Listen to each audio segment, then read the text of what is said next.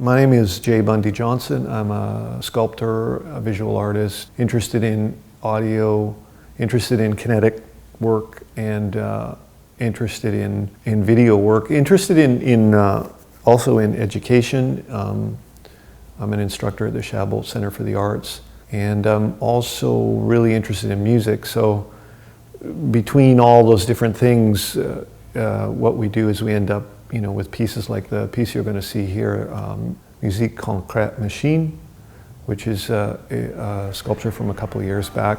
It's an audio kinetic sculpture inspired by the composers that used musique concrète as a compositional technique, and also inspired by kinetic artists like Alexander Calder. Musique concrète was a strategy for composers in the early teens and 20s, introducing sounds that normally weren't heard in a concert hall. So they would be sound effects, they would be banging of metal objects, they would be the sounds of blinds opening or people screaming, or basically it was dogs barking, train whistles. They were introducing these sounds into modern orchestral compositions, and it was very controversial, and it was very avant-garde at the time. And I think it had something to do with recordings, because people now had records to listen to, and so they were able to sort of imagine sounds being removed from their source. So I think these composers kind of took it another step. It's like, not only are they removed from their source, now they're placed in a place where you would normally not expect to hear them in a concert hall. One of the practitioners that I'm familiar with is a guy named Edgar Varese. And Edgar Varese, there's some, he made albums that were recordings of his concerts that incorporated these bits of tape and stuff. And he was a big influence on Frank Zappa, for example. Like, there are people, contemporaries of mine that were aware of this music and tried to adapt it into more contemporary forms.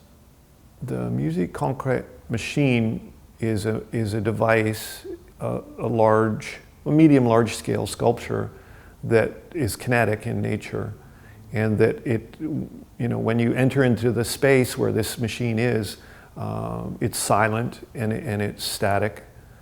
And if you approach the machine, there's a pretty obvious control, just a single switch. If you turn the switch, a little green light comes on, and the machine itself is activated. And you'll start to see some movement, and the movement's very subtle and gentle at first, but then it starts to affect a hanging pendulum, and the pendulum will start to react to the spinning disc. And as the pendulum spins, it starts to pull on strings, and the strings are arrayed around a circular grid, and the strings pull these levers. And as they pull the levers up, they raise a magnet up to a switch, and the switch is encased in glass. So this magnet raises up slowly, gets close to the switch in glass, and it basically closes. And when the switch closes, a sound is triggered. And so in that process of the sound being triggered, at the same time, another sound and another sound and another sound within the grid is being triggered. So there's this overlaying of sounds that are all basically triggered by the movement of the pendulum. My intent has always been to kind of work within the material world with materials that interested me, wood and metal and electronics, and have them do something surprising, or have them do something that hopefully hasn't been seen before, like some kind of unique combination of materials, so that it's something that hasn't been seen before. The piece that we're looking at today, Musique Concrète Machine, came out a couple of years ago. So in all those years, I have been making these sort of unnecessary machines, and like anything, there's a kind of a culmination, and I think that this last piece that I did, MCM, I think is it's getting close to what I'd kind of hoped I could do with it, and that comes back to the question of how do people respond to it, and the intent of getting any kind of response from a work of mine is to have a mixture of an annoyance and wonder, a mixture of like, wow, this is really great, what is it for, why did you do this? Like some kind of being puzzled by it.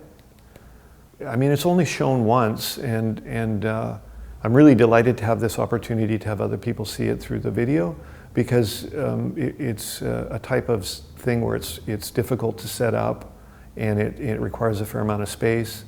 And so it was only up for a month at the Art Gallery, and in that period of time, I think that there were some people that found it fairly annoying sonically. It's jarring at times. It accidentally got triggered when they were having some kind of event in the gallery space where people are drinking wine and having this moment, and it kicked in, and it's jarring at times. And this is in the spirit of musique concrète, is that those composers were not really interested in lulling us into some sort of happy space. It was definitely more about making us awake and in the moment. But there was also this other kind of magical quality to it, because I think when you have anything that moves, there's a certain, I think just as human animals, we see something moving and we look at it. So it's, as soon as you get an object that's moving that doesn't really have a particular, like it's hard to tell what its function is, then people are kind of amused and interested in that way. And then when they can see that there's some sort of sound related to the movement, and that the sounds are unpredictable and with really interesting juxtapositions, then I think there's a certain kind of joyful abandon that happens around the unpredictability and the strangeness of what exactly is happening. I tried really hard too to make the piece spatial, in the sense that the speakers were separated. It doesn't come across so much on the video, but the speakers had placement within the room, so it not only gave you a sense of these overlaying and overlapping sounds, but they would move about the space. So there was 8 channels in total, so there was 8 nodes where these sounds were coming from, and each node had, I think, close to 15 or 20 samples per node. So whatever the math is, there was enough variety that there was never any sort of sameness about it. So I've been, in this very studio, I've been teaching art to kids this is my 20th year here. Mm-hmm. What ended up happening around the same time I started to back away from the gallery system was I started teaching here. And what was amazing about that was I started to understand really what attracted me to this idea of a creative process of having materials and being excited about making something with them, that's the way kids operate all the time. I can, most kids, not all, but I can put paint out, put the 3 primary colors out in black and white, and they're entranced by the ability to mix. So it's just like magic to them. And yeah, so the idea, the kid thing for me has been, a big part of, like if your son reacted to the sculpture in a kind of a, like, what's that kind of way? That to me is a far more,